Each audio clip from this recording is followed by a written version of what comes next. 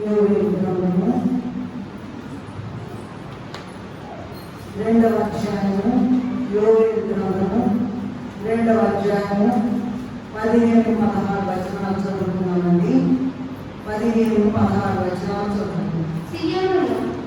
సియోనులో బాగా ఉంటుంది, ఉపవాస దినము ప్రతిష్ఠించు,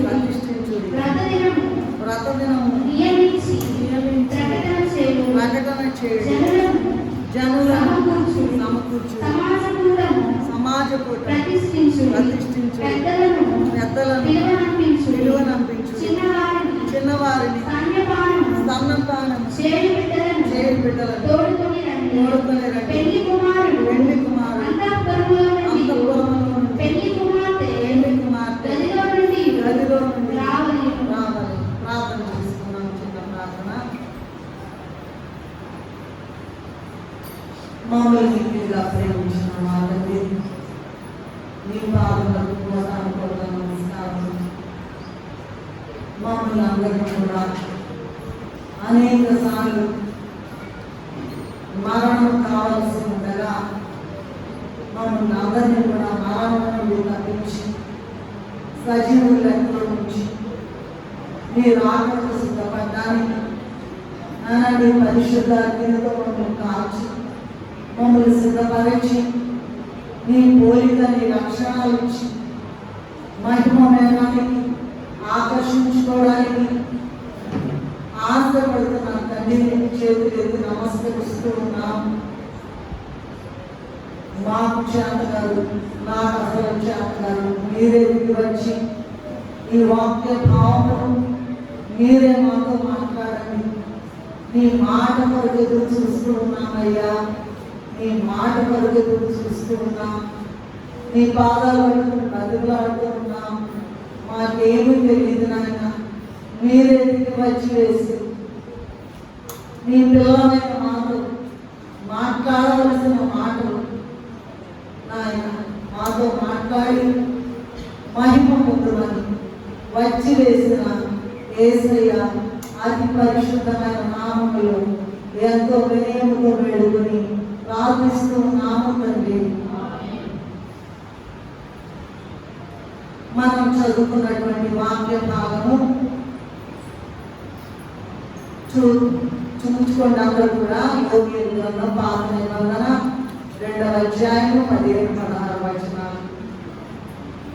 సియోనులో బాగా ఊరి, ఉపవాస దినము ప్రతిష్ఠించుడి, వ్రత దినము నియమించి ప్రకటన చేయుడి, జనులను సమకూర్చుడి, సమాజకూటం ప్రతిష్ఠించుడి, పెద్దలను పిలువనప్పుడి, చిన్నవారిని స్తన్యపానము చేయు బిడ్డలను తోడుకొని రండి. పెళ్లి కుమారుడు అంతఃపురములో నుండి, పెళ్లి కుమార్తె గదిలో నుండి రావాలి. జాగ్రత్తగా విన్నాము. ఇక్కడ సియోనులో బాగా ఊదాలట. బాగా అంటే తెలుసు కదా, పెద్దగా ఊదేది. ఉపవాస దినం ప్రతిష్ఠించాలట, వ్రత దినం నియమించాలట, ప్రకటన చేయాలట, జనులను సమకూర్చాలట, సమాజ కూటాన్ని ప్రతిష్ఠించాలట, పెద్దలను పిలువనంపాలట, చిన్నవారిని స్తన్యపానం చేయ బిడ్డలంటే పాలు తాగే బిడ్డలు వారిని తోడుకుని రావాలి. 7 ముఖ్యమైన విషయాలు ఉన్నాయి. ఎందుకండి ఇంత తొందరపాటుగా ఉండేది? ఎందుకంటే దానికి జవాబు పెళ్లి కుమారుడు అంతఃపురములో నుండి, పెళ్లి కుమార్తె గదిలో నుండి రావాలను అన్నది. ఇక్కడ ప్రభు యొక్క 2వ రాకడ బహు సమీపంగా ఉంది. అంత్యదినం వచ్చి ఉంది, రాబోతోంది. కోతకాలం వచ్చి ఉంది. 7 శ్రమలు భూమి మీద ప్రారంభం కాబోతున్నవి. భూమి మీద సాతాను యొక్క పరిపాలన ప్రారంభం కాబోతున్నది. కనుక మనం పైన చదువుతున్న 7 రకముల తొందరలు దేవుడు తన ఆత్మ ద్వారా అయిన యోవేలు వారి ద్వారా తెలియజేసి ఉన్నారు. ఆనాడు ప్రభు యోవేలు గారి ద్వారా రాసిన కాల పరిస్థితులు ఇప్పటి కాలానికి చక్కగా సరిపోయినట్టుగా మనం గమనించగలం. ఈనాడు కూడా మరి ప్రభు రెండవ రాకడ కాలం బహు సమీపంగా ఉన్నది. రెండవ కొరింథీయులకు రాసిన పత్రిక 3వ అధ్యాయం 1వ వచనం చూసినట్లయితే, అంచెలలో ఉన్నాము, అపాయకరమైన కాలంలో అంచె దినాలట, అపాయకరమైన కాలం. మామూలు పనులే చివరి దినాలట. ఇవి బహు ప్రమాదకరమైనటువంటి దినాలట. ఇది వరకట్లాగా ఎక్కడ చూసినా సమాధానం ఉండేది, నెమ్మది ఉండేది, అవేమీ లేవు. ఇది వరకట్లాగా సమాధానం లేని కాలంలో ఉన్నాము, విశ్వాసం లేని కాలంలో ఉన్నాము, ప్రేమ లేని కాలంలో ఉన్నాము. అన్నిటి అంతము సమీపించింది. కనుకనే ప్రకటన గ్రంథము 22వ అధ్యాయం 11వ వచనంలో ఏం చెప్తున్నారంటే, అన్యాయం చేయవాడు ఇంకను అన్యాయం చేయలేము, అపవిత్రుడైన వాడు ఇంకను అపవిత్రుడుగానే ఉండలేము, నీతిమంతుడు ఇంకను నీతిమంతుడుగానే ఉండలేము, పరిశుద్ధుడు. ఎంత భయంకరమైన చూడు. టైం అయిపోయింది. హై టైం అంటారు చూసారా, the time is at hand అంటారు చూసారా, వచ్చేసింది. అందుకని ప్రకటన గ్రంథంలో అన్యాయం చేయవాడు ఇంకా అన్యాయం చేయనివ్వండి, అపవిత్రుడైన వాడు ఇంకా అట్లానే ఉండనివ్వండి, పరిశుద్ధుడుగా ఉన్నాడు అనుకోండి పరిశుద్ధుడుగానే ఉండనివ్వండి, నీతిమంతుడు ఉంటే నీతిమంతుడుగానే ఉండనివ్వండి అని చెప్తూ ప్రకటన గ్రంథము 22వ అధ్యాయంలోనే 12వ వచనం చూసినట్లయితే, ఇదిగో నేను త్వరగా వచ్చుచున్నాను. ఏంటంట చూసుకోండి, నీ బుక్లో చూసుకోండి, నీ గ్రంథంలో చూసుకోండి అమ్మా, నీ పవిత్ర గ్రంథంలో చూసుకోండి. ఎలా పెడితే అట్లా ఉండనివ్వండి, అన్యాయంగా అన్యాయంగానే ఉండనివ్వండి, అపవిత్రుడు అట్లానే ఉండనివ్వండి, నీతిమంతుడు నీతిగానే ఉండనివ్వండి, పరిశుద్ధుడు పరిశుద్ధుడుగానే ఉండనివ్వండి. సమయం వచ్చేసింది. ఎందుకంటే ఇదిగో నేను త్వరగా వచ్చుచున్నాను, వారి క్రియలు చొప్పున ప్రతి వారికి ఇచ్చుటకు నేను సిద్ధపరిచిన జీతము ఎక్కడుందట. ఇంతకాలం బ్రతికాము, జీవించాము, మన మాటలు, మన చూపులు, మన క్రియలు, మన పడక, మన నడక, మన సమస్తం కూడా లెక్క వ్రాయబడి ఉన్నది. వారి క్రియల చొప్పున ప్రతి వారికి ఇచ్చుటకు నేను సిద్ధపరిచిన జీతము నా యొక్క ఉన్నది అని ఆమెగా పాటలో ఉంది కదా. క్రైస్తవ టైం లాగా మేము ఏదైనా పాడలేదు, కొన్ని పాటలు పాడి ప్రతి వాని జీతము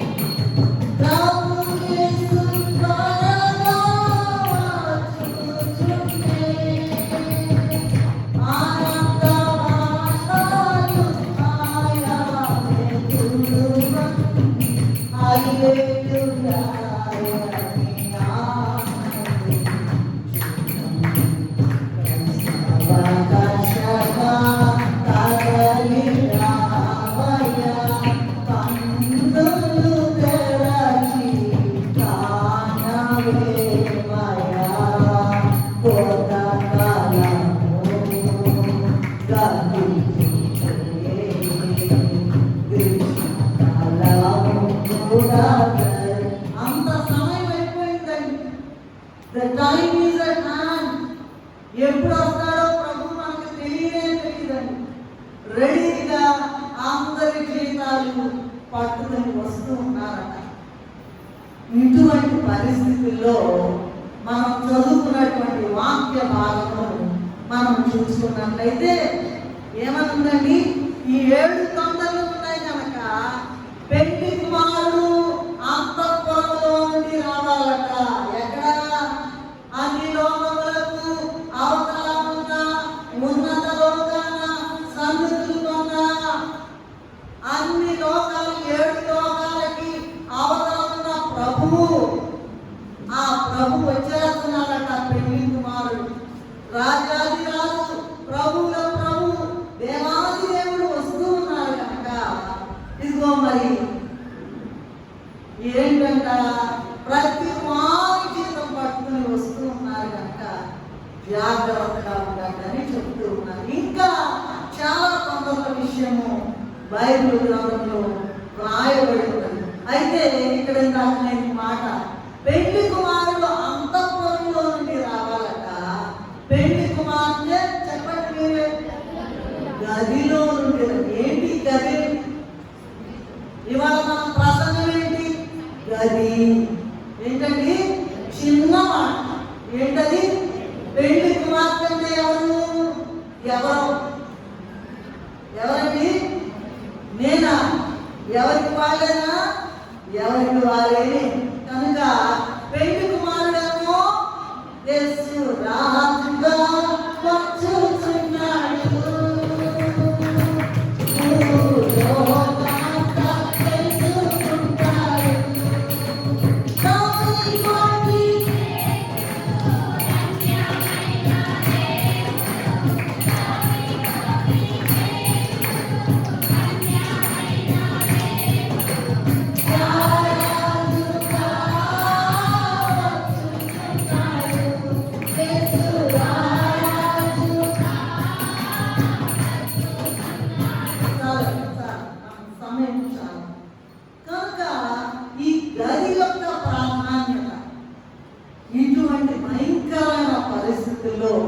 గది యొక్క ప్రాధాన్యత చాలా ఎక్కువగా ఉన్నట్టుగా మనం చూస్తూ ఉన్నాం.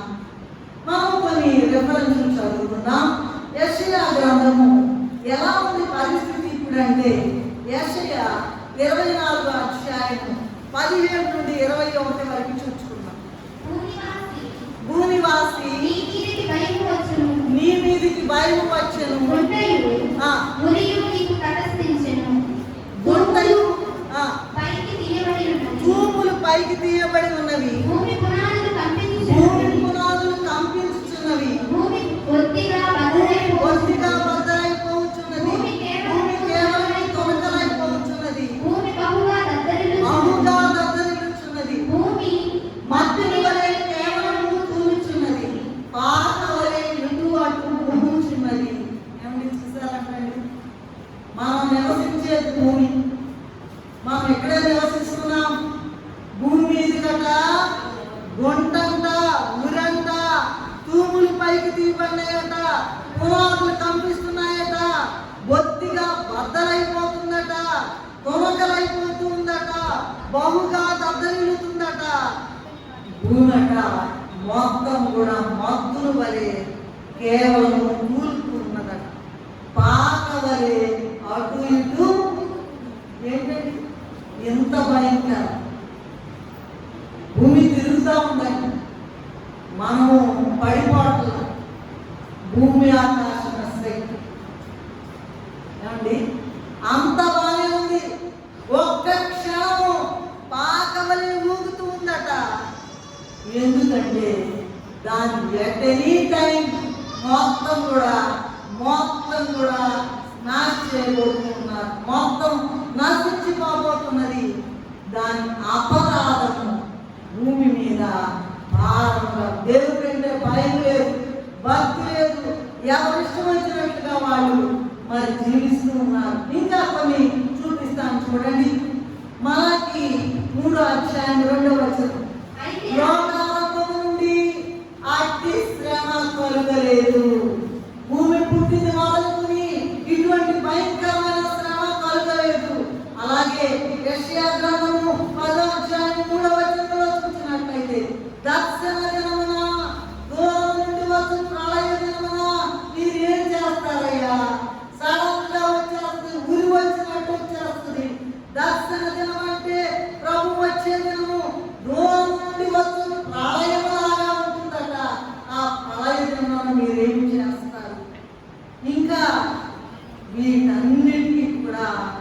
గది గది గది.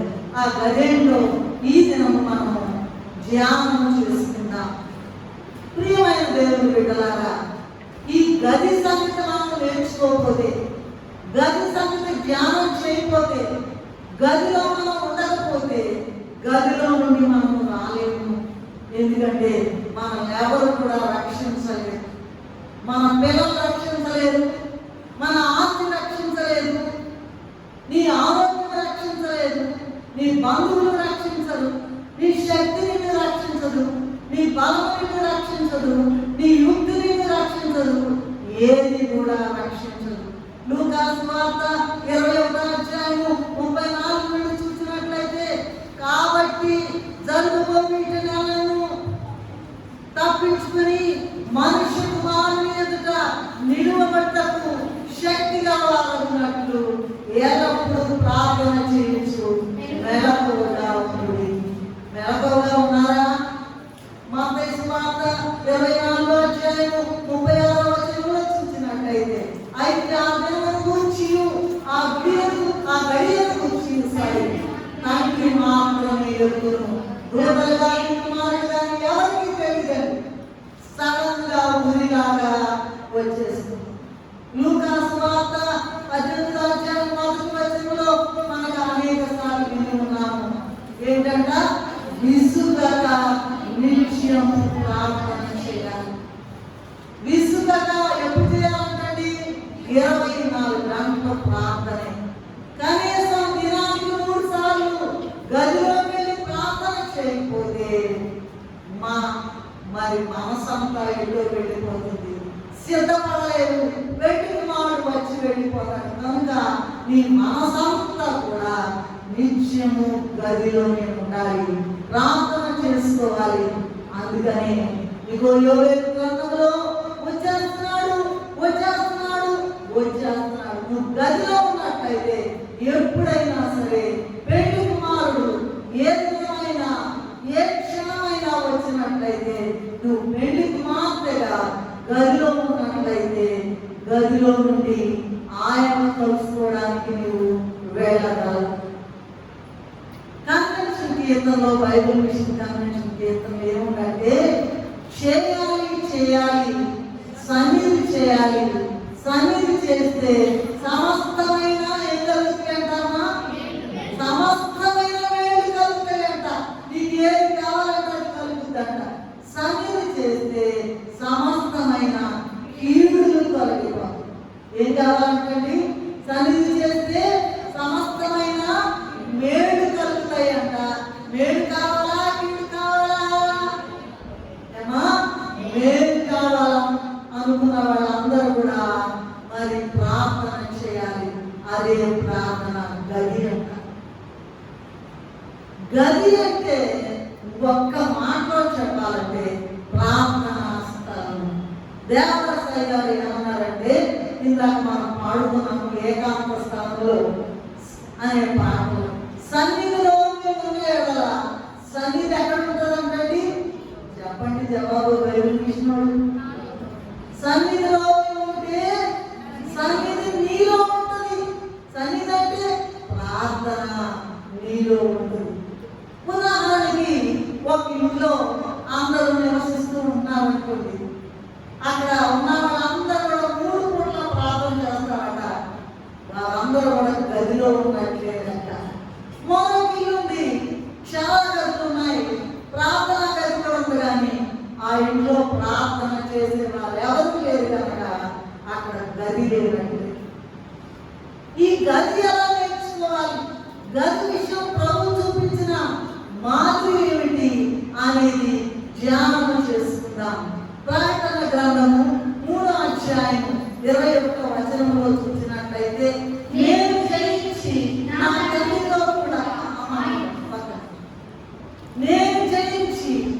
నా తండ్రితో కూడా ఆయన సింహాసనమునందు కూర్చుండి ఉన్న ప్రకారం జయించు వారిని నాతో కూడా నా సింహాసనమునందు కూర్చుండనిచ్చాను. ప్రార్థన చేస్తేనే జయం కావాలంటే ప్రార్థనే. ఊరికి వచ్చి వెళ్ళిపోతే కుదరదండి. అలాగే 1 పేతురు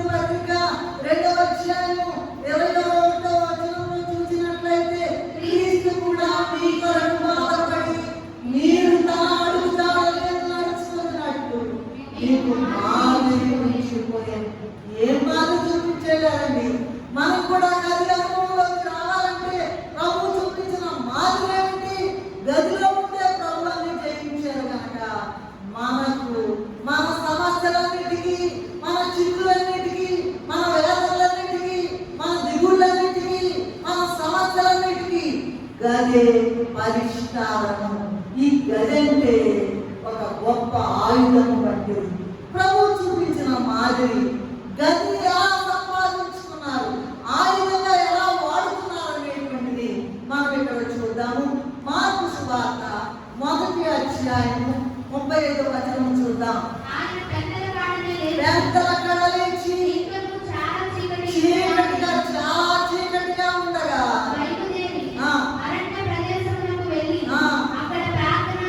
చూడండి, ఇంకా చీకటిగా ఉండగా పొద్దున్నే లేవలేమండి. ఎండాకాలం అయితేనే ఎండలు తట్టుకోలేకపోతాం, చలికాలం అయితేనేమో చలికి తట్టుకోలేకపోతున్నాం, లేవ. మరి ఎలాగండి? ఇంకా చాలా చీకటిగానే ఉండగానే పెద్దల కడ లేచి ఆయన ఒంటరిగా వెళ్ళి ప్రార్థన చేశారట. ఇంకా చూద్దాం, చూడండి మత్తయి సువార్త 14:23లో చదవండి, త్వరగా చదవండి. జన సమూహములను పంపివేసి ప్రార్థన చేయడం ఏకాంతంగా కొండకి పోయి సాయంకాలమైనప్పుడు చూడండి ఒంటరిగా ప్రార్థన చేశారట. ప్రార్థన చేయడానికి నువ్వు రామా మీరందరూ రండి అనక్కర్లేదండి. ఇప్పుడు అందరూ సెలవులు కదండి, అందరూ వెళ్ళిపోయారు కానీ మా కుదరదండి, రావట్లేదండి, వాళ్ళెళ్ళారండి, వీళ్ళెళ్ళారండి, చెప్పుకో నీ సంగతి ఏమిటి? ఏకాంతంగా వెళ్ళారట, ఒంటరిగా ప్రార్థన చేశారట. లూకా సువార్త 6వ అధ్యాయం 12వ వచనం చూద్దాం. ప్రార్థన చేయటకు కొండకు వెళ్ళి దేవుని ప్రార్థించలేదు. రాత్రి దేవుడు ప్రార్థన చేయడానికి ఎంత టైం కావాలండి మనకి? 5 నిమిషాలు చాలా? 15 నిమిషాలు చాలా? గంట చాలా? మరి ఎంత కావాలి? రాత్రంతా ప్రార్థన, రాత్రంతా ప్రార్థన. నువ్వు ప్రార్థన చేస్తే నీకు ఫలితం కనబడుతుంది. సమస్యలన్నీ పోతాయి, ప్రయోజనాలన్నీ, గొప్ప మేలన్నీ వచ్చేస్తాయండి. అలాగే ఎబ్రీ పత్రిక 5వ అధ్యాయం 7వ వచనంలో చూసినట్లయితే శరీరధారి అయిన తనములలో మరణము నుండి తను తప్పించగలవానికి మహారోగముతోను కన్నీళ్లతోను ప్రార్థన చేశారట. ఏమండి? మరణం అనేటువంటి ప్రతి వానికి వస్తుంది. పుట్టడము గిట్టుట కొరకి, పుట్టుట గిట్టుట కొరకే ప్రతి వారికి వస్తుంది. ఆయన దేవాది దేవుడు, ప్రభుల ప్రభు, రాజాది రాజు, ఆయన ప్రార్థన చేసేది తన మరణం గురించి. ఆయనట మహారోగముతోను కన్నీళ్లతోను శరీరధారి అయిన దినములలో తాను మరణం నుండి తప్పించగలవానికి ప్రార్థనలు, యాచనలు. యాచన అంటే ఏంటండి? యాచన అంటే ఒక మాటలో చెప్పాలంటే అడుగుకోండి. అయ్యా అయ్యా అయ్యా అయ్యా అయ్యా చీపో అంటే కూడా వదిలిపెట్టకూడదు. ఆయన పాదములు వదిలిపెట్టకూడదు. కొంతమంది ఏమంటారంటే, అమ్మ ప్రార్థన చేస్తామంటే మా ఇంట్లో కుదరదండి, కుదరకపోతే నరకానికి వెళ్తావా? నరకానికి వెళ్ళడానికి రెడీ అంటే ప్రార్థన చేయవచ్చు. చూడండి ఎంత గొప్ప మాటలు.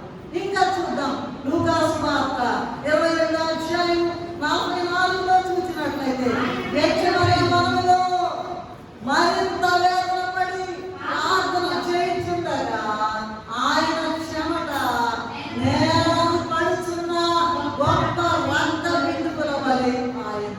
ఎంత భయంకరమైన చెమట వస్తేనే తట్టుకోలేరు కదా.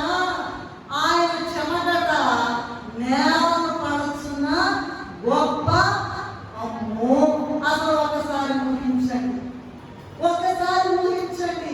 ఆయన అద్భుతమయ్యమ్మా, ఆయన అనారోగ్యం ఉందా, ఆయన మనకున్న సమస్యలు ఉన్నాయా, ఆయన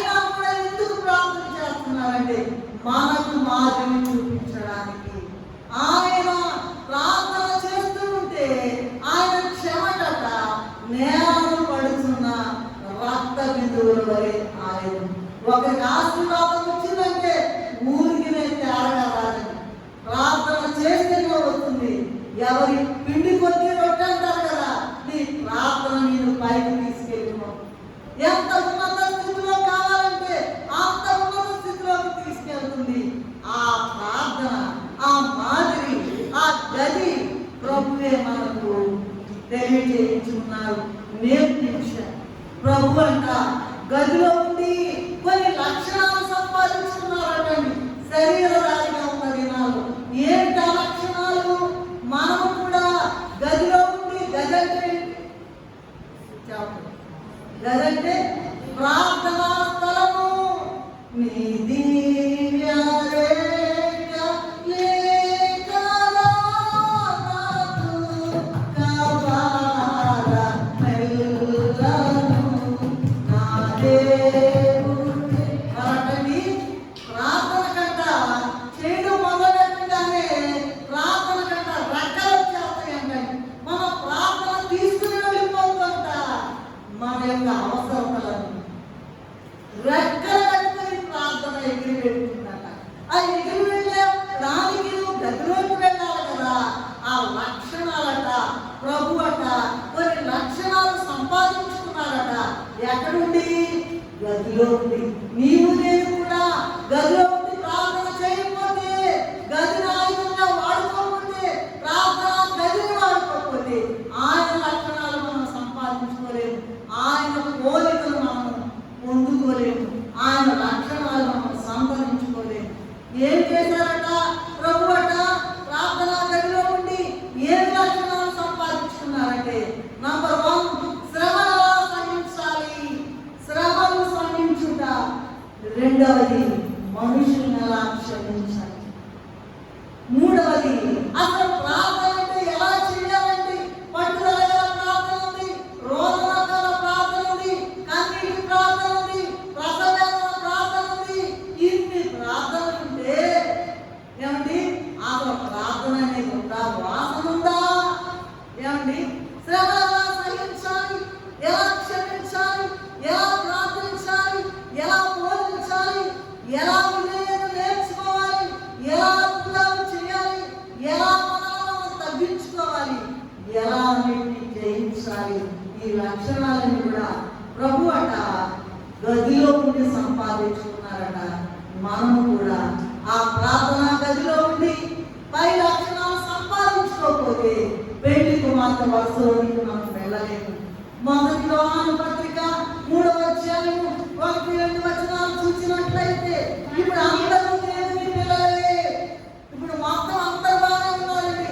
మేము క్రైస్తవులు, మేము ప్రార్థనకారులు, అంత బాగానే ఉండాలనుకుంటున్నారండి. అందరూ దేవుని పిల్లలే. రేపు రెండవ రాకలో ఆయన ప్రత్యక్షమైనప్పుడు ఆయనను పోలి ఉన్న వారు ఎవరైతే ఉంటారో వారే ఏడేళ్ల శ్రమను తప్పించుకుని రెండవ రాకలో మధ్యాకాశంలో ఆయనను కలుసుకుని ఏడేళ్ల పెళ్లి విందులో చేస్తారు. ఇంకా ఈ లక్షణాలు ఇప్పుడు చెప్పుకున్నాం కదండి. ఏ లక్షణాలు? శ్రమను సహించుట, క్షమించుట, ప్రార్థించుట, బోధించుట, విధేయత, అద్భుతాలు చేయుట, తగ్గించుకుంట, జయించుట. ఈ లక్షణాలు సంపాదించుకోవాలట. ఇంకా గదిలో సంపాదించుకోవాల్సింది ఏంటో తెలుసా? నంబర్ 1 కొన్ని వస్త్రాలు సంపాదించుకోవాలట. అన్ని చెప్పడానికి సమయం చాలదు కానీ వస్త్రాలు సంపాదించుకోవాలట. గదిలో సంపాదించుకోవాలట. మత్తయి సువార్త 22వ అధ్యాయం 12వ వచనంలో చూసినట్లయితే పెళ్లి వస్త్రాలు చాలు, పెళ్లి వస్త్రం సంపాదించుకోవాలి. అక్కడ పెళ్లి వస్త్రం లేదండి, ఎలా పడుతున్నారండి, ఎందుకు వచ్చారు ఇక్కడికి అని పెళ్లి వస్త్రం సంపాదించుకోవాలట. రెండవది చూసినట్లయితే 24వ అధ్యాయం 53వ వచనంలో నగలు సంపాదించుకోవాలట. చదవగలను 24:53 చదవాలి. వెండి నగలు, బంగారు నగలు, వెండి నగలు ఉన్నాయంట. 24వ అధ్యాయంలో చూసుకోండి. ఆదికాండము వెండి నగలు, బంగారు నగలు మన కొరకు సిద్ధపరచబడి ఉన్నాయి. ఏమి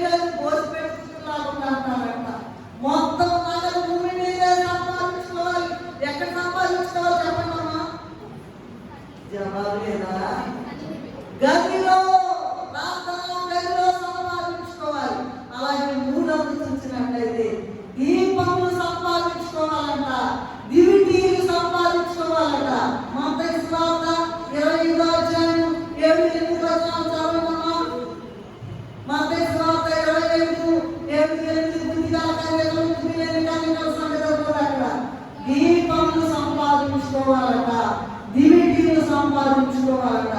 నాలుగవది చూసినట్లయితే గదిలో మనం సంపాదించుకునేది పెండి కుమారుని లక్షణాలు సంపాదించుకోవాలట. మొదటి యోహాను పత్రిక 3వ అధ్యాయం 2వ వచనంలో చూసినట్లయితే ఆయనను పోలి ఉండే లక్షణాలు. అబ్బా మేటి వరించదరు అంటారు. ఏమంటారండి? పెండి కుమారుడు ఎంత చక్కనోడు అంటారు. మన దేవుడట చాలా చక్కనోడట. శాలోము సౌరభమయు సౌమ్యవతీయైన నా ప్రభువు. ఎంత గొప్ప దేవుడండి, ఎంత గొప్ప, ఎంత అందమైన దేవుడు. 10,000 మందిలో నా ప్రియుని నేను మాట్లాడలేదు. ఎవరు జవాబు లేదు. ఏమా ఏంటమ్మా గుర్తించగలను? 10,000. అంత అందమట, అంత అందమటండి, అంత అందమట. మరి మనం ఇంకా విషయాలు చూడడానికి సమయం లేదు. నాకైతే నీవు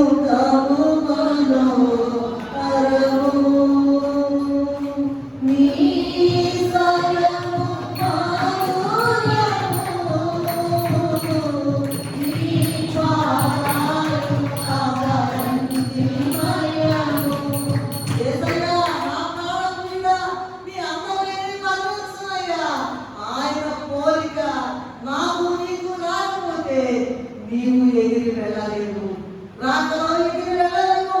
ఆయన కోరుకునే లక్షణాలు ప్రార్థనా గదిలో సంపాదించుకోవాలి. ఇంకా చూసినట్లయితే కిరీటాలు కూడా సంపాదించుకోవాలంట. చాలా రకాల కిరీటాలు ఉన్నాయి. నేను కొన్ని రకాల కిరీటాలు చెప్తాను. ఆ రెఫరెన్స్ అని చెప్తే నాకు సమయం చాలదు. ఇంకా నేను సంపాదించుకోవాలండి. వస్త్రాలు సంపాదించుకోవాలి, నగలు సంపాదించుకోవాలి, దీపాలు సంపాదించుకోవాలి, పెండి కుమారుని లక్షణాలు పోలిక సంపాదించుకోవాలి, కిరీటాలు కూడా సంపాదించుకోవాలి. ఏమిటా కిరీటాలు? ఒకట మనకి మహిమ కిరీటము, భూషణ కిరీటము, సొగసైన కిరీటము, నీతి కిరీటము, జీవ కిరీటము, అక్షయ కిరీటము, అతిశయ కిరీటము, ప్రకాశమానమైన కిరీటం మొదలగునవి ఇంకా ఇంకా ఇంకా ఉన్నాయి. కనుక ప్రార్థనా గదిలో ఇది సంపాదించుకోవాలి. ఇంకా ఏమున్నాయండి? కొన్ని అలంకారాలు కూడా ఉన్నాయండి. మొదటి పేతురు పత్రిక 3వ అధ్యాయం 3-4 వచనాలు చదువుతున్నా వాటిని అక్షయ అలంకారాలు అంటారు. మొదటి పేతురు పత్రిక తీస్తున్నారు ఒక నిమిషం. మొదటి పేతురు పత్రిక 3వ అధ్యాయం 3-4 వచనాలు చదవండి. జడలు కొనుటయు, బంగారు పెట్టుకొనుటయు, వస్త్రములు ధరించుకొనుటయు, వెలుపటి అలంకారం మీకు అలంకారంగా ఉండక సాధువైనట్టు మృదువైనట్టు గుణము. ఏంటండి అమ్మ? సాధువైనట్టు లేవబడు పక్క బాంబు కాల్చుకుంటాయి, పెద్ద గొంతులు ఉంటాయి, భక్తులు ఉంటాయి. ఎవరు ఒక మాట అంటే గెలవలేదు. సాధువైనట్టు మృదువైనట్టు గుణము అను అక్షయాలంకారం గల ఈ హృదయపు అంతరంగ స్వభావము నీకు అలంకారంగా ఉండవలను. అది దేవుని దృష్టికి మిగుల విలువ. అక్షయాలంకారాలు సంపాదించుకోవాలట. ఇంకా ఏంటంటే 24వ అధ్యాయము ఆదికాండము 65వ వచనంలో ముసుగు సంపాదించుకోవాలంటే పెళ్లి కుమార్తె ముసుగు వేస్తారు. అమ్మా వెయ్యి వేస్తారండి, వెయ్యి వేస్తారు. భార్య భర్తల మధ్య కొన్ని రహస్యాలు ఉంటాయి, అందరికీ తెలియదు. వాళ్ళిద్దరూ చెప్తున్నారు. అలాగే ఈ భూలోకంలో భార్య భర్తల మధ్య ఎలా రహస్యాలు ఉంటాయో ప్రభువుకి నీకు రహస్యాలు ఉండాలి. ఏంటి? ప్రభు నీతో మాట్లాడుతున్నారు, నువ్వు ఆయనతో మాట్లాడుతున్నావు. ఎందుకు చూపిస్తున్నారు. పరలోకంలో ఉన్న అందమైన విషయాలు, అందమైనటువంటి కిరీటాలు, అందమైన స్థలాలు, అందమైన రంగులు, జీవజల రంగులు, జీవవృక్షములు, పరలోక మహిమ అన్ని చూపిస్తున్నారు. ఏంటంటే ముసుగు. నాకు కనపడేదే నీకెట్లా కనపడింది? ప్రార్థన చేసేటప్పుడు అసలు గదిలోకి వెళ్తే కాదు, నీకెక్కడ కనపడింది?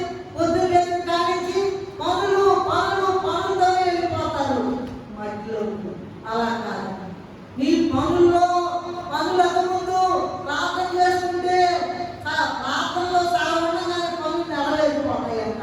ఆ రహస్యం నీకు తెలుసా? ముసుగు అంటే గుర్తు. ప్రభువుకి నీకు మధ్య ఉన్నటువంటి రహస్యాలు అన్ని కూడా తెలుస్తాయట. అలాగే బైబిల్ గ్రంథంలో అనేక మంది గదిలో సిద్ధపడిన వారి గురించి, కొందరి గురించి నేర్చుకుందాం. చాలా మంది ఉన్నారు 66 అధ్యాయాలలో. అయితే కొందరి గురించి మనం నేర్చుకున్నాం. అపోస్తలుల కార్యక్రమము 1వ అధ్యాయం 12-14 వరకు చూసినట్లయితే అపోస్తలులు ఉన్నారండి. వాళ్ళట ఏక మనసుతో ఎడతెగక ప్రార్థించి అపోస్తలుల కార్యం 17:6 చూసినట్లయితే వాళ్ళు ఏమంటున్నారంటే, భూలోకము తలకిందులు చేసేవారు ఎక్కడికి కూడా వచ్చాయి. మనుషుల్ని భూలోకం ఏం చేస్తున్నామా?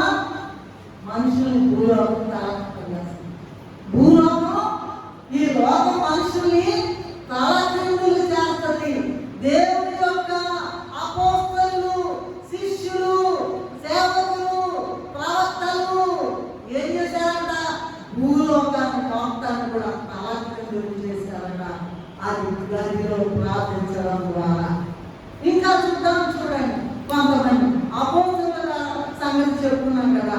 రెండవది అపోస్తలుల కార్యము 10వ అధ్యాయం 9వ వచనంలో చూసినట్లయితే పేతురు గారి సంగతి ఉన్నది. పేతురు గారు మిద్దె మీద ప్రార్థించి అన్యులకు సువార్త చెప్పి గొప్ప అద్భుతాలు చేశారట. పేతురు గారు గదిలో ప్రార్థన చేయడం ద్వారా. ఇంకా చూసినట్లయితే మొదటి రాజుల గ్రంథము 17వ అధ్యాయము 19-23 వరకు చూసినట్లయితే సారెపతు ఊరిలో ఏలియా గారికట ఈ విధవరాలట గది కట్టించిందట.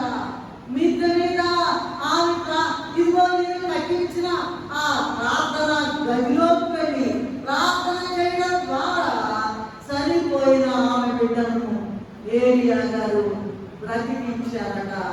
ఇంకా అనేక అద్భుతాలు చేశారట. ఆయన సంగతి ఏం రాశారంటే మొదటి రాజుల గ్రంథము 17వ అధ్యాయము 1వ వచనంలో, నేను ఎవరి సన్నిధిని నేను ఎవరి సన్నిధిని అది నిలబడుతున్నా ప్రార్థన చేస్తారా? అవునండి. కూర్చున్నా, నిల్చున్నా, పండుకున్నా, ఏం చేస్తున్నా, ఆఖరికి శ్వాస పీలుస్తున్నా కూడా గదిలోనే ఉండాలట, సన్నిధిలోనే ఉండాలట. అసలు ఈ విషయాలను తెలుసా? కనుక ఏలియా గారు గదిలో పెట్ట ద్వారా సారెపతు విధవరాల యొక్క మరి కుమారుడిని బ్రతికించినట్టుగా చూస్తున్నాం. అలాగే 2వ రాజుల గ్రంథం 4వ అధ్యాయం 10-35 వచనాలు చూసినట్లయితే ఇక్కడ షునేమీరాలు, గనురాలు అంటారండి. ఈమె ఆ ఎలీషా గారి కట, ప్రవక్త గారి కట ఒక గది కట్టించిందంట. ఆ గదిలో వెళ్ళి ప్రార్థన చేయడం ద్వారా ఈ షునేమీరాలు యొక్క బిడ్డను బ్రతికించడమే కాక ఈ ఎలీషా ప్రవక్త గారు అనేక అద్భుతాలు చేసినట్టుగా ఉన్నది. ఎన్ని గది అనుభవాలండి. అలాగే కీర్తనల గ్రంథము 51వ అధ్యాయం 17వ వచనంలో చూసినట్లయితే దావీదు మహారాజట మధ్యాహ్నమున, ఉదయమున, సాయంకాలమున ఇక అదే రాజ పరిపాలన చేస్తాడంట. ఆయన ప్రార్థన చేయడం ద్వారానే ఎన్నో యుద్ధాలు చేశాడు, ఎన్నో జయాలు పొందాడు. అంతేకాదండి, ఆయన 40 సంవత్సరాలు మరి ఏకదాటిగా ఇశ్రాయేలీయులైన దేవుని ప్రజలను పరిపాలించాడు. ఇంకా గొప్ప సంగతి ఏంటంటే ఆయన పేరుతో యేసయ్య దావీదు కుమారుడు గది యొక్క అనుభవం నీకు తెలుసా? ఆ శక్తి నీకు తెలుసా?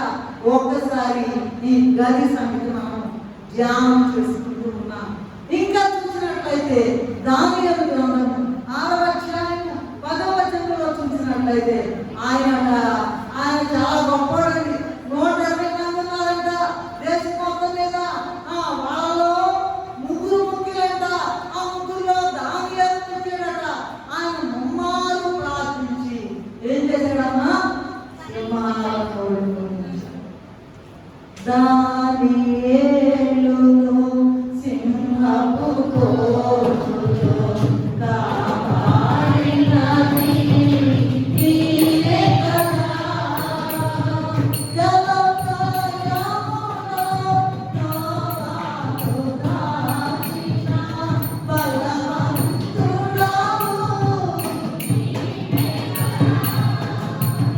నీవే కదా.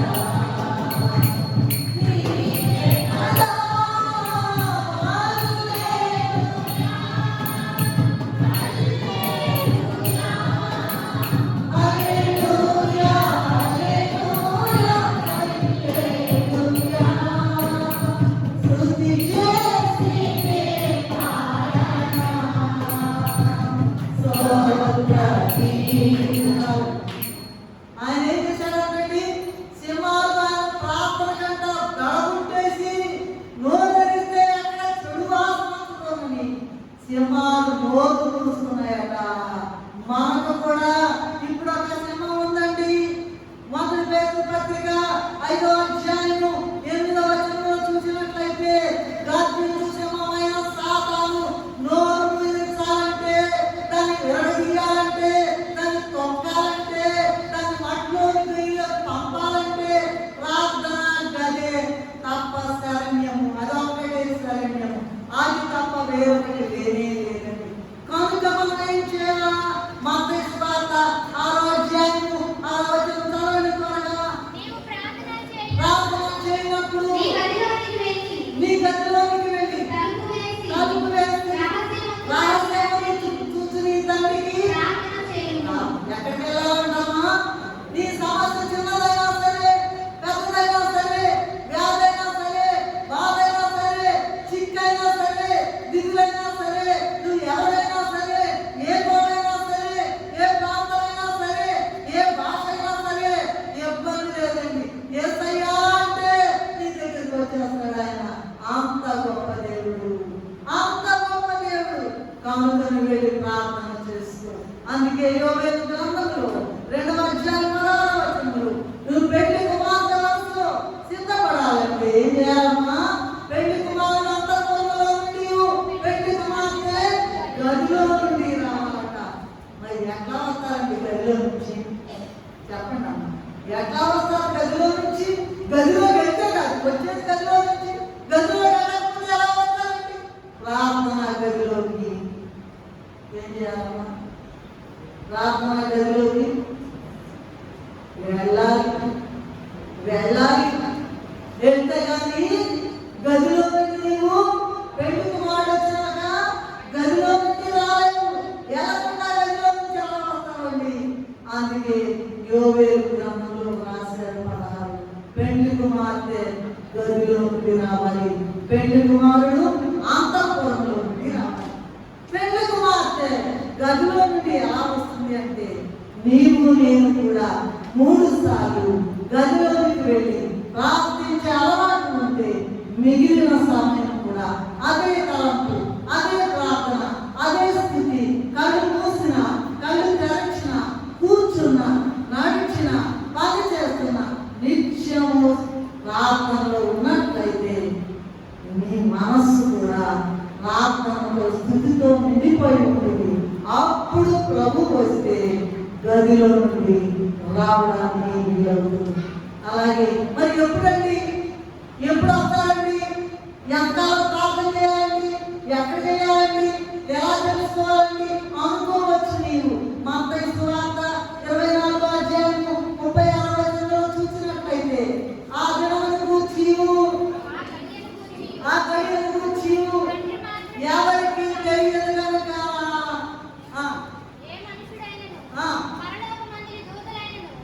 ఎవరికి తెలియదట. అందుకని తెలుసు అనుకోండి, పద్దాకేం చేస్తారమ్మా? పద్దాకేం చేస్తారు? ఉపవాసం ఉండి వచ్చేస్తారని పలానా టైము, వారం నుంచో 15 రోజుల నుంచో నెల రోజుల నుంచో ఉపవాసం ఉండి మోకాళ్ళ దగ్గరలో ప్రార్థన చేసి ఎదుర్కోవడానికి వెళ్తారు పెళ్లి కుమారుడైనప్పుడు. అసలు మరి ఏ రోజు తెలియదు కదా, ఎవరికి తెలియదట, దేవతలకు తెలియదు, మరి కుమారుడు కూడా తెలియదు, తండ్రి ఒక్కరికే తెలుస్తున్నారు. అందుకని మరి 97వ కీర్తనలో మనం పాడక్కలేదు. 7వ వచనంలో ఏముందంటే, జనక సుతాత్మలకు స్తుతులు, సంగవధు వల్ల ముని మనసున స్తుతి కార్యము తప్ప మరి పని ఏమున్నది భక్త జనాలకి. త్వరగా రమ్మన్న యేసు, త్వరగానే రమ్మనే పాటలో జనక సుతాత్మలను స్తుతి చేయాలట. సంగవధు వల్ల ఆ భూమిని భూమంటే భూలోకంలో స్తుతి చేయడం ద్వారా మనసున స్తుతి కార్యము తప్ప పని ఏమి. అదేంటండి? టిఫిన్లు చేసుకోవాలి, అన్నం వండుకోవాలి, కూర వండుకోవాలి, క్యారేజీ పంపాలి, ఊడ్చుకోవాలి, అన్ని చేయాలి, పిల్లలు స్కూల్కి పంపాలి, పెళ్లిళ్ళు చేయాలి, అన్ని చేయాలి. ప్రార్థన పెట్టు, ముందు ప్రార్థన చేయి. ప్రార్థనలోనే సగం పని లేకపోతే స్తుతి చేయాలట. మనసున స్తుతి కార్యము తప్ప మరి పని ఏమన్నది భక్త జనానికి అని 97వ కీర్తన తెలుగు క్రైస్తవ కీర్తనలు 7వ వచనంలో చెప్పారు. అలాగే 58వ పాట కీర్తన 46వ వచనంలో ఏం చెప్పారంటే, ప్రతి నీ మనసులోనే ప్రార్థనలోనికి పెట్టవలను, మతికి జవాబు తండ్రి స్తుతులుగా మార్చును ప్రార్థనలెల్లా. ఎంతైనా పని కాగలేదు అనుకోండి, ఇక్కడ స్తుతి రాలేదు, అక్కడ మనం వెళ్ళి అక్కడ స్తుతి సాగుతుంది. ఇక్కడ ఎవరైతే స్తుతి చేయడం ప్రారంభిస్తారో, ఎవరైతే ప్రారంభిస్తారో ఎక్కడ లేనట్టి శ్రమలు ఏమైపోతాయంట? మొక్కలు అయిపోతాయంట. అందుకే మతికి జవాబిచ్చును తండ్రి స్తుతులుగా మార్చును ప్రార్థనలెల్లా అని దేవదాసయ్య గారు తెలుగు క్రైస్తవ కీర్తనలో రాశారు. 58వ మాట 46వ వచనంలో. మనం అవన్నీ కూడా పాడడానికి సమయం లేదు. మత్తయి సువార్తలోనండి 25వ అధ్యాయంలో ఒక కథ ఉన్నది. బుద్ధి గల కన్యకలు, బుద్ధి లేని కన్యకలు, సిద్ధపడిన పెళ్లి కుమార్తెలు, సిద్ధపడని పెళ్లి కుమార్తెల విషయం ఒక మంచి ఉదాహరణ ఇక్కడ చెప్పబడి ఉన్నది. అందరూ కూడా 25వ అధ్యాయం తర్వాత చదువుకోండి. 1వ అధ్యాయం 25వ అధ్యాయం 1వ వచనం నుండి 13 వచనాల వరకు మీరు చదువుకోండి. ఇప్పుడు చదవమంటారు. అందరూ 10 మంది కన్యకలు ఉన్నారట. అందరూ సిద్ధపడి వచ్చారన్న పెళ్లి కుమార్తెలు. రెండవ చూసినట్లయితే అందరూ దీపాలు పట్టుకున్నారంట, అందరూ దివిటీలు పట్టుకున్నారంట. ఈ లోపల ఏమైందంట? పెళ్లి కుమారుడు యొక్క రాక ఆలస్యమైందంట. అందరూ సిద్ధపడ్డారంట, వచ్చారంట, అందరూ దివిటీలు పట్టుకున్నారంట. పెళ్లి కుమారుడు రావడం ఆలస్యమైందంట. అందుకని అందరూ కూడా అందరూ ఒకటే స్టేట్, ఒకటే పరిస్థితి, అందరూ నిద్రించారట. అర్ధరాత్రి కేక, ఇదిగో పెళ్లి కుమారుడు చేస్తున్నాడని కేక వినపడిందట. ఆ కేక అందరూ విన్నారు. ఇదిగో పెళ్లి కుమారుడు చేస్తున్నాడు అనే పరలోకము నుండి ఒక కేక వినపడిందట. అందరూ నిద్రలేచారంట. ఇక్కడ అందరూ సమానం ఏంటంట? అందరూ సిద్ధపడ్డారు, అందరూ దివిటీలు పట్టుకున్నారు, అందరూ తిరిగి నిద్రించారు, అందరూ కేక విన్నారు, అందరూ నిద్రలేచారు. చివరిగా అందరూ తమ దివిటీలు చక్కపరుచుకోవడం మొదలుపెట్టారు. అంత ఒకటి ఇప్పటివరకు బాగానే ఉంటుంది, ఏం అనుమానం లేదు, అంత సేమ్ సిచ్యువేషన్, ఒకటే పరిస్థితి. అయితే అప్పుడు దివిటీలు చక్క చేసుకోవడం ఎప్పుడైతే ప్రారంభించారో వాళ్ళ దివిటీలంట, బుద్ధి లేని కన్యకల దివిటీలంట ఆరిపోతున్నాయి. ఈ మాట ఏంటంటే, ఒక ముఖ్యమైన మాట ఏంటంటే, వెళ్ళే వాళ్ళని కూడా పాడు చేసుకోవాలి, వెళ్ళే వాళ్ళని కూడా చెడగొట్టేవాళ్ళు. సిద్ధపడిన వాళ్ళ దగ్గరికి వెళ్ళి ఈ సిద్ధపడిన వాళ్ళు పడని వాళ్ళు దివిటీలు ఆరిపోయే వాళ్ళు అన్నారు. అయ్యా మా దిగుటీలు ఆడిపోయి ఉన్నాయి, మీ నూనె మాకు కొంచెం ఇవ్వండి, దాంట్లో నుంచి కొంచెం నూనె ఇమ్మంటే ఈ సిద్ధపడిన కమిటీ ఏం చెప్పారంట? ఒక చక్కని జవాబు చెప్పారంట. మాకు మీకు ఇది సాలేమో, అమ్మవారి వద్దకు పోయి కొనుక్కోండి అని చెప్పారట. సరే బయలుదేరారట. వారు కొనబోచుండగా పెండ్లి కుమారుడు వచ్చేసాడు, తలుపు వేయబడింది. అప్పుడు అన్నారు, అయ్యా అయ్యా మాకు తలుపు తీయమనగా ఆయన చెప్పాడంట, మీరు ఎవరో నాకు తెలియదు, నిశ్చయంగా చెప్తున్నా వెళ్ళిపో, మీకు ఎంతో జీవిత కాలం ఇచ్చాను కదా, ఇన్ని సంవత్సరాలు ఇచ్చాను కదా, ఎన్నో వాక్యాలు వినిపించాను కదా, ఎన్నో స్వరాలు వినిపించాను కదా, ఇన్ని ఇచ్చామని అక్షరంగా లెక్క చేయకుండా ఎక్కడి నుంచి మీరెవరో నాకు తెలియదు అని చెప్పేశారు. ఎంత భయంకరం! ప్రియమైన దేవుని విశ్వాసంగా నీవు గదిలో సిద్ధపడుతున్నావు, పైకి బుద్ధి గల కన్నికల వల్లే ఉన్నావు, అన్ని పద్ధతులు బుద్ధి గల వాళ్ళలాగానే కాపీ పడుతున్నావు, బాగా పాటలు పాడుతున్నావు, బాగా ప్రార్థన చేస్తున్నావు, పూట పెడితే పరిగెత్తకుండా తప్పక హాజరవుతున్నావు, బాగా తెలుగుగల మాట మాట్లాడతారు, తెలుగుగల మాట మాట్లాడతారు, యుక్తి గల మాట మాట్లాడతారు, లోపంలో ఆన్యం ఉన్నాయి. అసలు ప్రభు ఏమంటున్నారంటే నహూము గ్రంథము 1వ అధ్యాయం 7వ వచనంలో ప్రభు ఏమంటున్నారంటే అసలు ప్రభు ఎవరో మీకు తెలుసా? నేను మిమ్మల్ని ఎదుగను ఎట్టంటున్నాను కదా, ప్రభు ఎవరో మీకు తెలుసా? చదవండి మాట్లాడ. తన యందు నమ్మిక ఉంచువారిని ఆయన ఎరుగును అని రాయబడింది. తెలుసా? అసలు లెక్కలన్నా నీ జీవితకాలం అంతా పాడు చేసుకున్నావే, ఇప్పుడు లేదు గెటౌట్. ఆయన తన యందు నమ్మిక ఉంచువారిని ఆయన ఎరుగును అని. సామెతల గ్రంథం 11వ అధ్యాయం 9వ వచనంలో చూసినట్లయితే నీతిమంతుల వెలుగు తేజస్సును భక్తిహీనుల దీపము ఆరిపోవును. చూడండి, వెలుగులోకి వెళ్ళాలనుకున్నా ఆరిపోయే దీపంతో వెళ్తావా? నువ్వు డిసైడ్ చేసుకోవాలి. ప్రభువుతో గదిలోకి వెళ్ళి సహవాసం చేయాలి. ఇప్పటికే సమయం అయిపోయిందండి. అర్ధరాత్రి వేళ అదిగో పెళ్లి కుమారుడు అని సందడి వినబడిందట. అర్ధరాత్రి వేళ గొప్ప సందడాయేను, అదిగో పెళ్లి కుమారుడు వచ్చేను, సిద్ధపడి ఉన్నవారు వెళ్ళేరయ్యా. ఈ వాక్యం విన్న వాళ్ళందరూ కూడా అది ఆచరణలో పెట్టాలి. ఇప్పటివరకు లేకపోతే వారికి ఎదుగుని గదిలో వెళ్ళండి, ప్రార్థన చేయండి. నీవు తప్ప మాకెవరు లేదు కదా, నీవు కాక వేరే మార్గం లేదని మొదలుపెట్టుకోండి. మోకాలు రక్తం కారణం మొదలుపెట్టుకోండి. మోకాలు ఏంటన్నా రక్తం కారణం మొదలు. అది అంత భయంకరం. ప్రభు వినేవారికి, ప్రభు జవాబు వచ్చే వారికి, ప్రభు పని చేసే వారికి వదిలిపెట్టదు. అలా ప్రభుతో సహవాసం చేసి గదిని సంపాదించుకుని మహిమమేగమిచ్చే ధన్యత ప్రభు మనకందరికీ అనుగ్రహించుగాక. ప్రార్థన చేసుకుందాం. మమ్మల్ని మిక్కిలిగా ప్రేమించిన మాట,